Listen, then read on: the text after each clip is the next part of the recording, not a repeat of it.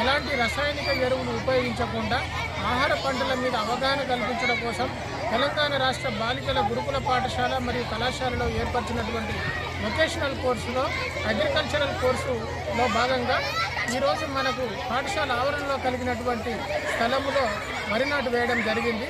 దీని తదనంతరము విద్యార్థులకు కావలసినటువంటి కాయగూరలు ఆకుకూరలు పండించడం జరుగుతుంది. ఇవన్నీ కూడా పంటలు ప్రతి ఒక్క పంట కూడా విద్యార్థులే వాళ్ళే స్వయంగా పండించడం జరుగుతుంది.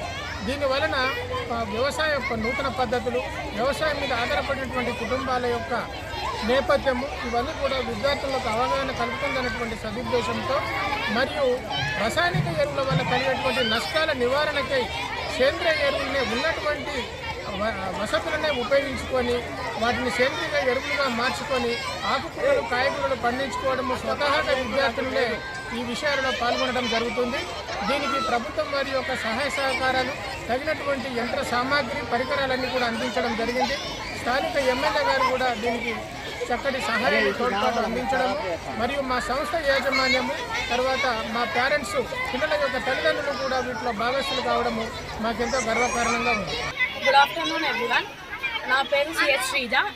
మా స్కూల్ నేమ్ వచ్చేసి టీజీఆర్ఎస్ జేసీ గర్ల్స్ బోధనెండపల్లి.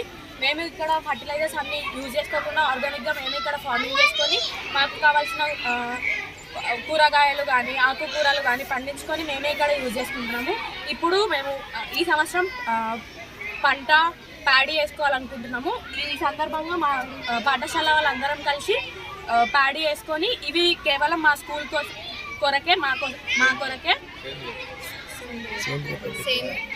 సేంద్రియ ఎరువుల్ని మాత్రమే మేము వాడుతున్నాం.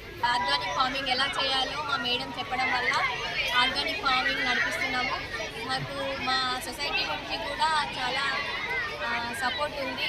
అన్ని పైపులు ఇట్లా వాళ్ళు పొలంకి సంబంధించిన ఎక్విప్మెంట్స్ అన్నీ వాళ్ళే ఇచ్చారు. దాంతో మా మేడం మాకు అన్నీ చేయిస్తున్నారు.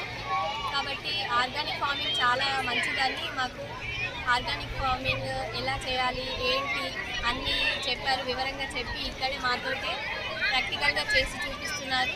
రాని వారికి కూడా ఇక్కడే నేర్చుకుంటున్నాము. ఇది చాలా సంతోషకరంగా ఉంది మాకు.